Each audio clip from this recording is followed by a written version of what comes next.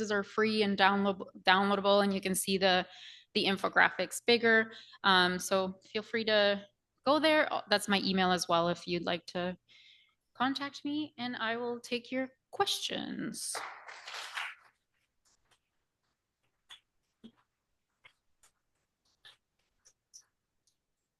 Oh, thank you. Themes to think about some really tough questions together.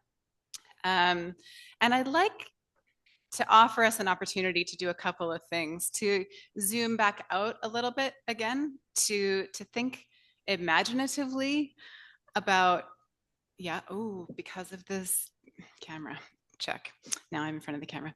To think imaginatively about what something more than incremental progress on climate change could look like. I sense in the room a lot of pent up or not so pent up angst, and I'm with you on that about the pace of progress on climate change, both protecting communities through adaptation as well as getting at the causes of the problem, which we call mitigation. So I'd like us to have the ambition of being creative, being imaginative. What could our communities look like? What should they look like? What are we even aiming for? And think really carefully and critically about why we're not moving fast enough. If we know what to do, why aren't we doing it? This is the crux of the question. So I'd like to talk about adaptation, but also how it connects to mitigation. You've heard some of these themes throughout the day, and I think it's so important. I think we're well past the time when we can think about these two things separately. We have to do them simultaneously, and that's part of how to be transformative. So I'm going to talk about all these things. So the plan is to, I mean, you've heard throughout the whole day just how urgent this challenge is. I don't think that's news to anyone. I'd like to talk about some solutions that we're seeing in cities and what's working, and maybe how we can think differently about that. I'd like to drill into a bit of research that I and my team are doing that is very deeply embedded in the community and aims to generate real, tangible environmental and social benefits through our work, and then reflect a little bit on at the tail end about what role we all play in this transformation that is afoot, whether we like it or not, but shaping the direction of that transformation.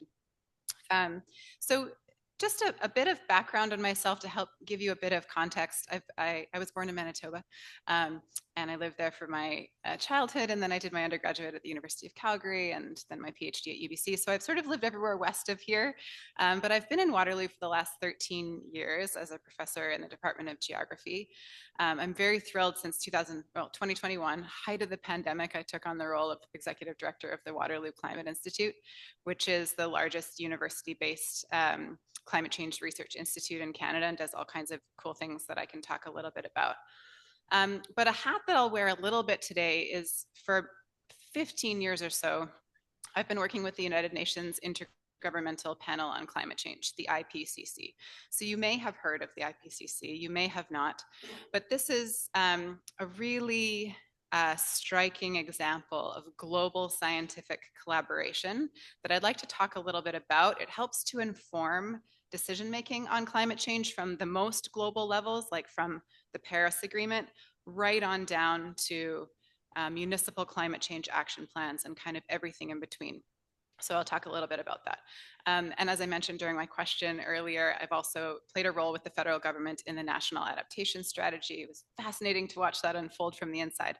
So I'll talk a little bit about that as well. Okay, so this is what we've been hearing about throughout the day. It's what you see in the news, that climate change is, as we know, it used to be framed like, even 15 years ago, as something that was sort of a distant future phenomenon. We were talking about 2050, we were talking about 2100. What's the world going to look like a century from now? I mean, it's no wonder that that failed to resonate with people as they're trying to make really immediate decisions in their lives. It turns out it's not a distant phenomenon. It's not happening somewhere else, some other time in the future. It's happening right here, but it doesn't hit us all equally. And it's accelerating and getting more intense than we thought it would. So we are seeing the floods, the fires, the extreme events, the heat waves unfolding in communities across this country. but we have to keep, I hope we can keep reminding ourselves to summon our empathy and remember that this is absolutely calamitous in other parts of the world. We are seeing floods and fires here, but we also have reasonably good early warning systems. We have reasonably robust and trusted governance mechanisms.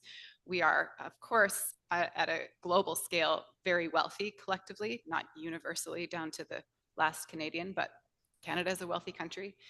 We have a lot of resources to bring to bear to this challenge, and that's not universally true. So we have to keep in mind how this is playing out globally. So this is the sort of state of things. We know that we are seeing concentrations of carbon dioxide in the atmosphere that are unprecedented over the last 800,000 plus years. So we're kind of knocking, the concentrations of carbon dioxide in the atmosphere off the charts. It's fairly shocking, actually. And all of the warming that we're seeing right now is actually caused by us. We would be cooling right now. We would be in a cooling trend if it weren't for humans. And in fact, I teach a climate change governance class at the University of Waterloo. It's the only course I teach because of other responsibilities. But we talk about the news every week to keep people plugged into what's happening. And there was a fascinating article about how China is making significant strides towards improving its air quality, which is crucial because that causes obviously instantaneous or near instantaneous death and mortality in the country. So they've been cleaning up their air quality. And as a result, climate is actually warming more because they are getting rid of pollutants that have a cooling effect.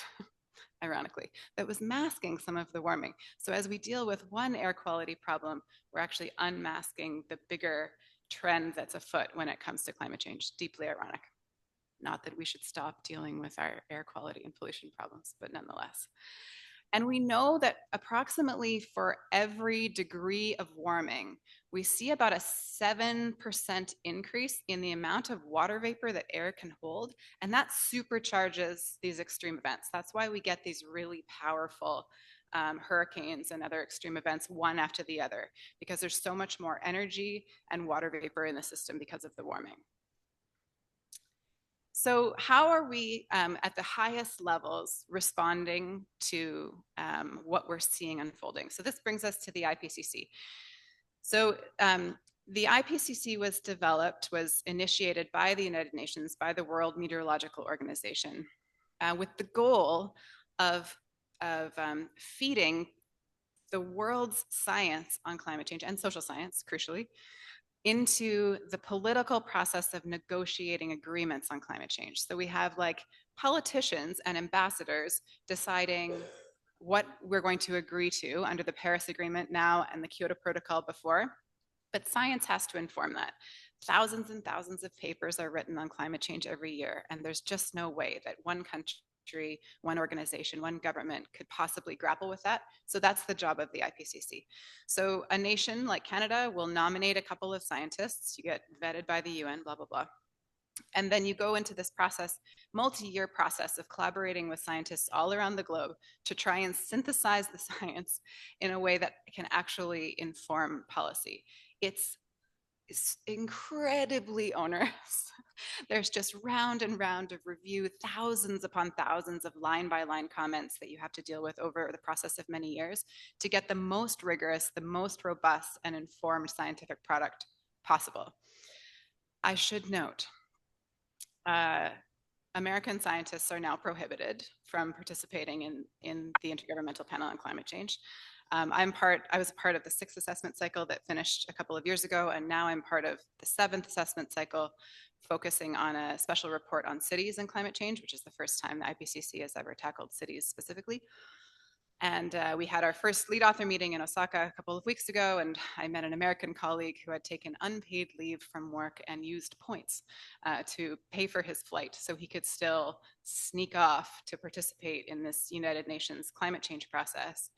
And he doesn't think he'll actually be allowed at all to attend the next meeting.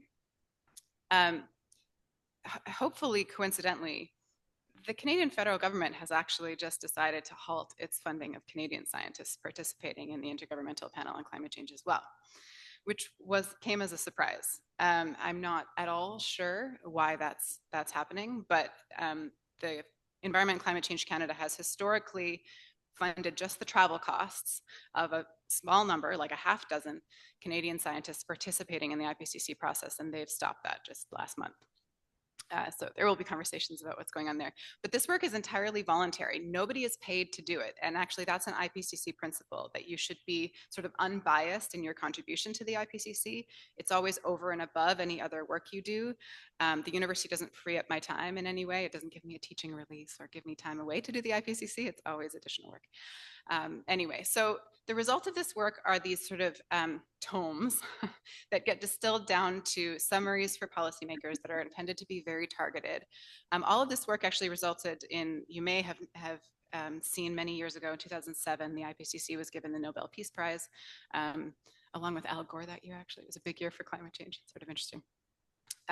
So what is the IPCC telling us? I want to give you a couple of the highlights from the working group that I was a part of. So the IPCC is divided into three big chunks. There's the folks who work on the fundamental science, like what's changing, what are the physics of the greenhouse gases and the climatic changes, the fundamental science. Then there's a chunk of scientists who work on the impacts of climate change, what we've been hearing about today, and also adaptation. And then there's a big chunk of them that work on greenhouse gas reduction and the sort of decarbonization challenge.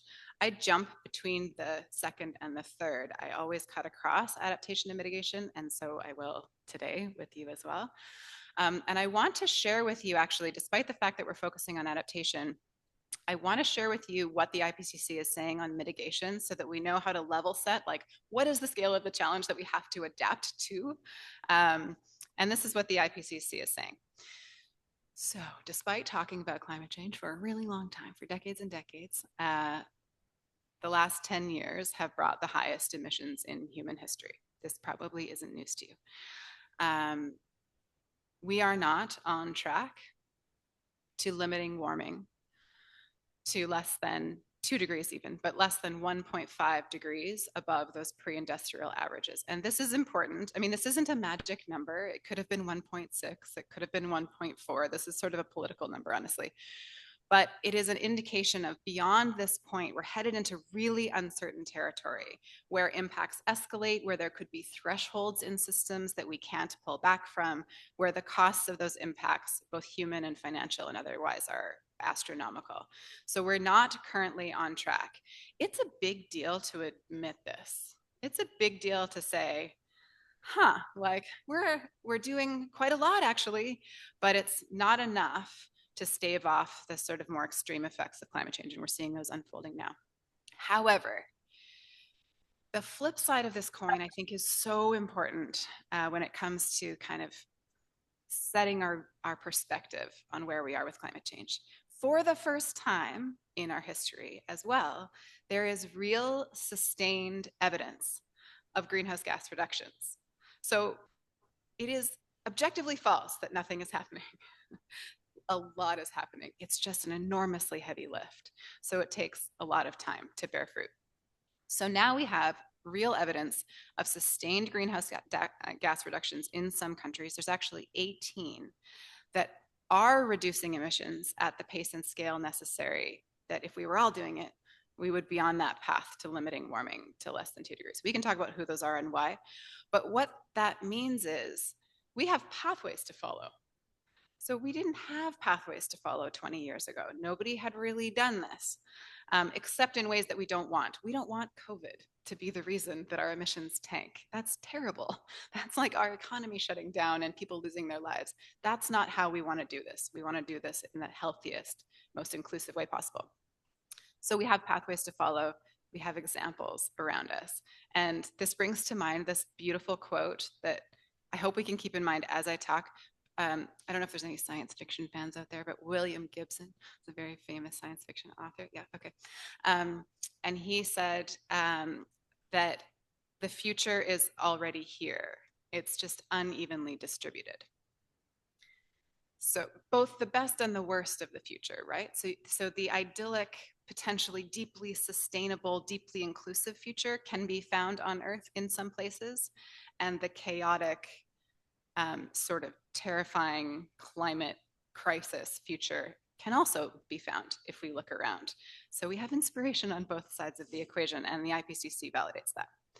We have solutions in every sector that can cut our emissions in half by 2030, which then brings to mind, then what's the problem? You know, are we 20 years ago, you would have said we're holding out hope that there's going to be some radical technical innovation that's going to save our bacon. And we still have lots of folks who are saying, let's wait for carbon capture and storage, let's wait for geoengineering, and trundle along as per usual, waiting for those. But we already have the solutions. Interestingly, the IPCC says that lifestyle change, which is like the worst possible phrase, to me it brings up lattes and yoga and such, but what they mean is all sorts of decisions about what you eat, what you drive, if you drive, what kind of building you live in, all of these sorts of things can provide up to 70% of the emissions reductions that we need. But we collectively are locked into high carbon and vulnerable development pathways. It's really hard to make different decisions, even when we know we should, even when we know we potentially could, if those other ways of building our homes, of getting to work, of eating aren't available, if our communities don't take those up, so there's no like social pressure, there's no cultural or social movement around making those changes. So it's not enough to just know. Information is dramatically insufficient to change behavior. And if we have any behavioral economics folks or social psychologists or whatever in the room, you can tell us that information alone is only the first step. So we need other tools. We need a collective shift, effective policies, improved infrastructure, technologies that can enable the behavior change, both to become more adaptable and also to reduce our emissions. So these are kind of the heavy hitting findings from at least working group 3 that set the stage and say, we are still emitting greenhouse gas emissions at a level that means that we have an astronomical challenge when it comes to adaptation, very costly, and so we need responses. So what are we doing here in Canada? This is a complex picture here in Canada, let me tell you. And wow, is it interesting political times watching the polls like zigzag all over the board. The world is different than it was apparently 2 months ago. But we did, of course, as you've heard, put together Canada's first national adaptation strategy, which was a real, there's flaws and, it'll be better the second time around, but it was an authentic effort to engage with provinces, with municipalities, with Indigenous organizations, with the territories, all across the private sector. I was running this expert advisory table on the economy. So we had, folks from mining, from forestry, from rail, from ports, all around the table talking about what adaptation could look like and who's responsible. And of course, we have a suite of mitigation plans and tools as well. We have one fewer tools now that the carbon price has gone, but I actually totally understand that decision. So again, this, say what you will about the Trudeau government, but the last decade has brought more action on climate change than we've ever seen. It's not all universally successful, but it is more action than we've ever seen. However, this tragic graph shows our greenhouse gas emissions. So the orange sort of reddish line along the top is our actual greenhouse gas emissions. And then branching down every so often is our, optimistic effort or target to reduce greenhouse gas emissions. So those dots spreading out below are where we need to go or where we've promised we'd go each time we build a climate change mitigation plan to deal with our greenhouse gas emissions. And we just have never met a target that we've been able to reach. We've just over and over and over failed to reach them. However, again, in Canada, right now, emissions would be about 25% higher than they are now if we didn't have the policies that have been put in place over the last several years. So it doesn't look good. Our emissions have barely gone down. We're dead last among the G7 in our progress to reduce our greenhouse gas emissions. Not great. That may change because the US is doing all kinds of stuff that might make them worse than us, but they have been doing better than us lately because they've moved away from coal and all kinds of stuff. So have we. But nonetheless, we would be much worse off if we hadn't put in place the policies that have come about in the last 10 years. We never, it's got to be tough being a politician. I have some sympathy because you never get credit for the things that you avoided, right? You never get, people don't know that they could have died if they hadn't, if the policy hadn't been in place. So I have some sympathy there. Okay, so, but this is what we're starting with. And when it comes to the IPCC insight that we are locked into high carbon pathways. This is Kingsway corridor in BC. I lived for about 10 years in BC in the Vancouver area, but it looks a lot like my hometown of Brandon, Manitoba. I don't know if anyone's from Manitoba. It also kind of looks like lots of Waterloo. We have, and probably some parts of Toronto, I don't know, like this part is obviously very dense, but much of the sprawling, I mean, Canada sprawls. We have this blessing and this curse of space, and we've had decades of cheap fossil fuels, and that's how we've built our cities. So when I look at this now, I think, okay, I don't want to ride my bike there. I would bake and I would die. I would get hit by a car. It's not safe to cycle. It's not even very pleasant to walk, of course, right? There's no shade pretty much to speak of. It's entirely impermeable surfaces, as Annabella was talking about. So water just rushes over the top of that, picking up all sorts of stuff and going into our waterways. It's very low density. So it's, one story, single family detached homes is the way of things. And I don't know about you, but whenever I travel, like literally anywhere, I come back to Waterloo and I think, this is weird. Like, nowhere else in the world is single family detached homes the norm. Almost. I mean, I'm exaggerating a little bit. Lots of the US is like that. But I just came back from Japan, and even a little bit before I was in Latvia, and single family detached homes is a bizarre way of doing things. It makes it really hard to service and provide transit and all those kinds of things. Anyway, so we have this sore thumb, style of development where we have a 30-story building amidst single-story development. So this is what we have, but we need a dramatic shift, not an incremental one. We have to rethink, what should our cities be? Who should they serve? What should they feel like? What should they smell like? And this is, it's a real act of, it's an artistic act. It's I think, a collective imagining of what our communities could look like. We have some tools, of course, where we could sort of reimagine this cityscape as something totally different. So this one shows a bunch of things. Most of them are labeled there, but in case you can't see, the cars are gone. There's a massive, safe, protected, active transportation lane. For those who, the reference of the Netherlands was raised earlier. And I feel like we talk about the Netherlands so much that it's like, the Netherlands, everybody rides their bike.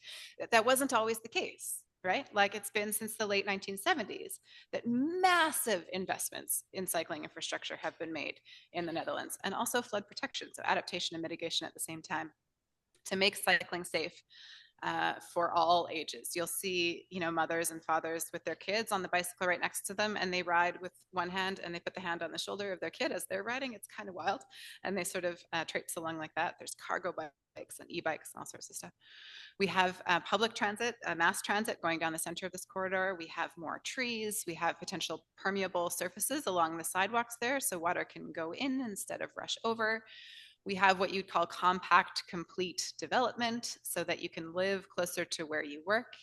You can't possibly ride your bike to work if you have an hour-and-a-half long commute by car. Like, it's not an option. You can't possibly take the train to work if there is no train to take. This is obvious, but when we work on these more compact, complete communities, we open up the options of reducing our emissions and making ourselves more adaptable to climate change at the same time. But how do we get there? I really appreciate that there's been a lot of conversations about how cities are kind of on the front lines of climate change. They are responsible for about 70% of our greenhouse gas emissions, and they're also where we really see the impacts of climate change play out, because we have this dense collection of critical infrastructure. It's where we have our hospitals. It's where we have transportation infrastructure, all sorts of things, and lots and lots and lots of homes. So when a flood happens there, the cost of the damage, both human and financial, is astronomical. I don't think I may have heard it at some point today, but you may know obviously that cities are urban heat islands because of all of that concrete and dark surfaces. They absorb the sunlight and heat up a little bit more than the surrounding areas. So weaving nature through our cities, brightening surfaces so that they reflect instead of absorb sun can cool them off quite quickly and produce all sorts of co-benefits. The IPCC has recognized the importance of cities when it comes to climate change by starting this process of the special report on climate change in cities. And one highlight from that process so far, I just want to share so that we can zoom out again. A year ago, around now, we had the scoping meeting. So for this report, so what's on the table? What matters when it comes to climate change in cities? And this was about 130 or 140 scholars from all around the world, about half of whom are from the global south. So from Central America, Africa, parts of Southeast Asia, et cetera. And there was this incredible like talking past each other that was happening between urban scholars from the global north and urban scholars from the global south. And those from the global south said, if you're talking about cities and you're talking about climate change and you're not talking about slums, you're like entirely missing the point. Because in mega cities and medium-sized cities in the global south, there's just vast informal settlements with no sanitation, with really patchy access to electricity of any kind, no cooling, and they are so incredibly vulnerable to extreme events. And so if we're talking about how climate change plays out in cities, we have to have a plan for dealing with the billions of people that live in informal settlements in megacities around the world. At a different scale, that applies here in Canada. There are folks who are unhoused. There will very likely be an influx of so-called climate refugees, people looking for a safe place to be because of problems not caused by them. We know that the global north, us included, are responsible for causing climate change because of our emissions that we've produced, but we're not suffering the worst of the impacts by a long stretch. So cities are really the front lines. We've been working at the Waterloo Climate Institute. I just want to throw this up before I sort of continue on my flow here. One of the major sort of pathways that we've been following and places that we devote our effort these days, including a very long national forum yesterday, is on capacity building for adaptation. Because we are finding, and the National Adaptation Strategy called it out directly, we are lacking some really important skills and capacities across the Canadian economy to prepare for climate change and to do the thing that is adaptation. So we've been building like micro credentials and all sorts of training and capacity building, particularly for municipal staff, because that's where they have to deal with transportation planning and green space planning and all sorts of engineering. So we've been working in this space for a long time, which is pretty exciting. I heard earlier today, and I'm so heartened to see this, that we need to start thinking about adaptation and mitigation simultaneously. A really silly example, or well, I don't know, it's not silly at all, I guess. But if we have a flood and we rebuild, in that exact same area, I understand why there's a push to do that in many cases, but to the exact same building standards that are low efficiency and consuming fossil fuels and producing emissions, we've missed a once in a generation opportunity to change the trajectory in that neighborhood, right? A house lasts, I mean, my house is over 100 years old. I don't know how long houses last that are built now, but mine is still standing, barely. But that decision, we have to sit with that decision for decades. Our children and grandchildren will bear the brunt of that decision. So when things happen, when catastrophes happen, we have an opportunity to build back better, as was the phrase that Joe Biden used a lot. And so we need to find every opportunity for synergies between our efforts to protect our communities, flood protection, disaster management, infrastructure building, et cetera, and reducing greenhouse gas emissions through a switch to renewable energy, to better energy efficiency, sustainable transportation. And there are lots of opportunities to do this if we think a little bit more holistically. One of the most important ones, I heard it referenced earlier today, is nature-based solutions. And there are examples, there are best practices from all around the world. Nature-based solutions have really galloped off in Europe in particular. We're finally getting some traction with them here in Canada, but it's so important to look at international best practices to see what we can do. And it's not just planting trees in cities. That's a very tiny slice. And that tends to be what the Canadian government, when they say nature-based solutions, they mean plant a billion trees. Trees are great. That's awesome. They're great until they burn down, which coincidentally they are doing more and more often. So they turn from a sink of carbon into a source as the climate warms. There are lots of other flavors of nature-based solutions like permeable pavements, like wetland restoration, like food gardens that do multiple things for us simultaneously. They sink carbon. So all of those green and growing things are gonna suck carbon out of the air. That's a good thing. They can enhance our food security, as with these local food gardens. They can cool our urban spaces and peri-urban, suburban spaces as well. They can enhance biodiversity. We know that we're in the midst of a biodiversity crisis. They can enhance our physical and mental health as we're creating spaces that we want to walk in.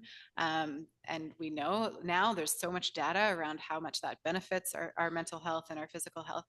So these are the kinds of solutions that we want, where we can tick multiple boxes off at the same time. And honestly, these are what make me more hesitant about the so-called sort of technological silver bullet solutions, because carbon capture and storage does none of this.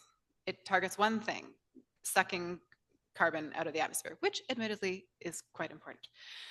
But we also have solutions that do all of this too. And surely we want to tackle poverty and food security and physical health while we're addressing climate change. In fact, it's enormous opportunity to do that. It's a window that we can move through to do lots of good things. So I'm going to shift gears slightly to give you a tangible example of how researchers like the team that I lead at the University of Waterloo are trying to build new relationships with folks who aren't typically part of the climate change conversation to generate really creative solutions that do multiple things at the same time. And the reason I'm doing this is because I am fully convinced that a transformation is required. And transformation can look all sorts of ways. I think that incremental steps can lead up to a bigger groundswell, a bigger shift. But I think there's real room to be creative about how we pursue that sort of broader project of sustainability to improve how we adapt to climate change, as well as how we're reducing greenhouse gas emissions. So this is a project called Transform. We're actually in our last year. We began this project in 2019. And it's a global network. So I lead it at the University of Waterloo, but we have partner hubs in Germany and Sweden, formerly in the US, no longer, in the Netherlands and in Australia. And our goal was to work with small businesses, small and medium-sized enterprises, who are usually left out of the conversation of climate change. We talk about the big guys, the like Walmarts and the giant corporations who admittedly have, emissions the size of a small country all by themselves. But the majority of our economy is actually made up of small businesses. And small businesses employ more people in the private sector than large companies do, although you wouldn't know it. But they have pretty limited capacity to deal with climate change. They do a narrow set of things usually very, very well. And they can be very agile. They can move and change quite quickly, but they have razor thin profit margins and not a lot of resources. So we were curious, how could we work directly with small businesses to cultivate experiments in sustainability that could deliver on multiple priorities simultaneously, including climate change adaptation?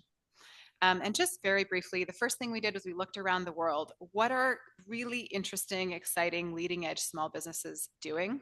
We found these businesses. We worked with them over the process, over the course of several months, to kind of map how a sustainable business practice evolved and emerged, what it led to. But then we wanted to move from kind of taking stock to doing something new. So we put out this call to gather together small firms and teams of small firms that had a new idea. And we asked them to kind of dream up that idea, something potentially transformative that they could do within their own business that would lead to a sustainable outcome. Most of what they dreamt up was dealing with energy, emissions, water, food, sort of climate related issues. So we got them together, they started dreaming up their ideas. We helped them to map out so forward looking, instead of looking back at something they've done, let's imagine how to plan this new practice. What research do we need to do? How do we implement? Then we monitor, then we go back, and then we need a partnership, and we need funding, and we need to market it, and then whatever. So they mapped out these ideas as we worked with them. We did this in Mexico, here in the Waterloo region. We did it in Europe. And then we did something sort of unusual, which is we went back to them and said, this is over the course of several days, this is a really great idea, but what would it take to help you think a little bigger? To not just accelerate it, like make it move faster, but how could you replicate it somewhere else? How could you deepen it so that, like, if the one champion for this initiative went away, it stayed? Because that often happens. We get really good actions, and then that one person who championed it goes away and it gets swiped off the desk. How could we try it at a different scale of company or in a place that's very unlike yours? So this is a whole sort of conceptual framework around amplification. So not just acceleration, but how can we amplify these solutions and design with amplification in mind, rather than doing it sort of later on in the process. So then they wove amplification throughout their sustainability practice design, and they shared it with us. And we offered them a little bit of money. So I don't know how I got, there were like acres of red tape from SSHRC, the social sciences funder, to get through. But we gave little chunks of money to these teams to actually do the experiment with our support. We offered them research support. We kind of like coached them as they went along. And they did really cool things out in the world, which makes me, I'm a bit of a tainted academic. I really love my job. I love working at the university, but I couldn't do it if I wasn't also allowed to do very applied work where I see change in the world directly as a result of our work. So we had these teams that were trying new things. And I just want to talk about two very quickly before we move on to some discussion. So one is, I think, pertains to our conversation about sustainable food systems. So we had a company come to us called 100 Kilometer Foods. You may or may not have heard of them. They're awesome. Paul Sawtelle and his wife run it. Essentially, they build relationships with regenerative and sustainable local farms in this area all around Toronto. And then they build relationships with chefs in Toronto and other places that are a market for that food. So they connect these local producers to customers here in Toronto. And they're essentially a logistics and shipping company. So they build those relationships and then they truck the food from the sustainable farms to the clients. They also do all kinds of advocacy for living wage, for inclusive hiring, all sorts of really great stuff. So they're activist entrepreneurs. And then we had this other small business run by Jocelyn Molyneux. You'll see her there with a little bag. She loves worms. She has a vermiculture compost operation. So she runs a composting company. And essentially what they decided was, wait a second, we have trucks picking up food from farm, going to restaurant and leaving empty. What if the truck picked up really high quality food waste, took it to Jocelyn, and then Jocelyn's compost went back to the regenerative farm?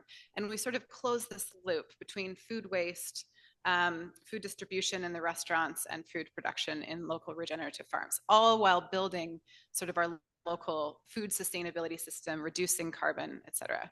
So that's the experiment they've been trying for the last 6 or 8 months. It's tough. It has been super bumpy trying to convince restaurants that this is a service they need to pay for. None of these firms are doing this entirely out of the goodness of their heart. They will go out of business if that's the reason they're doing it.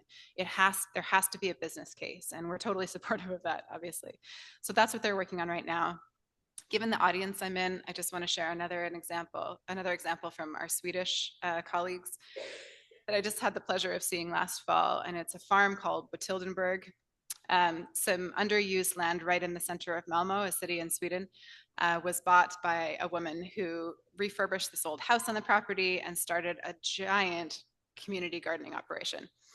And one of her programs was really touching that I saw while I was there, which is she brought elders from the community, especially elders who were also newcomers. So they were just learning Swedish and they had just arrived. together with small children. And they bust in, 5-year-olds and 6-year-olds and 7-year-olds. And then they brought in this community of elders and they paired them up and then they went and gardened together. And the elders, the newcomers, were learning Swedish, and the children were learning gardening. And both, who might be missing their family or needing some community, were kind of getting that out of the relationship. So I really saw this incredible effort to build community, to build local food security, to do both adaptation and mitigation simultaneously in Batildenburg. So I really like to find those examples. So a couple of thoughts. Oh, that's interesting. Well, that's interesting. Nope. That I can't see here because the screen is black. I just want to draw our attention to a couple of themes that I've heard throughout the day and then open it up for some questions. I've heard throughout the day, I was asked to do this, by the way, to pull together some key themes, that there is an incredible sense of urgency and a lot of frustration with the pace of change and why it seems to be so slow. And to that, I would say, it's an incredibly complex beast that is moving. Whenever something like the last couple of months of tariffs or geopolitical conflict, economic changes kind of roars to the forefront, other concerns tend to be backbench. This happens over and over and over, that climate change kind of gets turfed to the back of the line as we're talking about understandably intense challenges and risks. So I think we need to think very carefully about how we talk about climate change, how we explore the ways it can make people's lives better, not climate change, but responding to climate change can make your family healthier, can make your home more comfortable, can make your community more cohesive. Why are we doing this anyway? Is it just about pulling greenhouse gases out of the atmosphere? Is it just protecting ourselves against these imminent risks? Or is it about community building, city building, something bigger than that? Another theme that I heard that I really appreciate that's connected to the first is that this is not purely a technical problem. It's not even mostly a technical problem. It's a social problem, a political problem, a behavioral problem. And we know that we make all kinds of wild and wacky decisions that are irrational and costly, that make absolutely no sense because of social pressure, because of habit, because of norms, right? What we're expected to do. And we have to take those things seriously if we're going to trigger behavior change towards, more adaptable communities. But there's never been a more important time for this work. It's getting kind of scary out there, to be honest. Scholars in the US are being targeted for their work on climate change. They are getting silenced. I don't expect this to go in any great direction for the next several years at least. But University of Toronto just scooped up, you will have seen, a couple of spectacular anti-fascism historians and scholars from Yale, one of whom is Timothy Snyder. And Timothy Snyder's book on tyranny is on my bedside table at the moment. It has been for many months.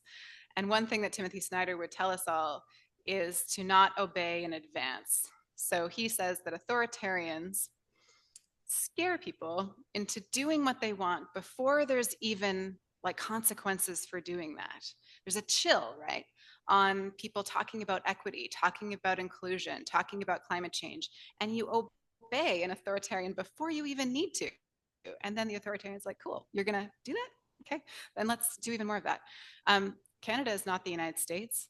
We have so much room to think freely and do great work here. And I think the responsibility is even more enormous given what we're seeing globally. So I'm so glad to be here with you today. I always refer back to one of my favorite writers, Rebecca Solnit. Hope is not the same as optimism. It's not just the blind belief that things will get better in the face of evidence to the contrary. It's much deeper and richer and more complicated than that. She calls hope an account of uncertainties and complexities with openings. So it's looking at the world as it really is, coming to terms with those uncertainties and finding those cracks and moving through them as fast and hard as we can to create the world we want. So with that, thank you very much. And I'd love to have some questions.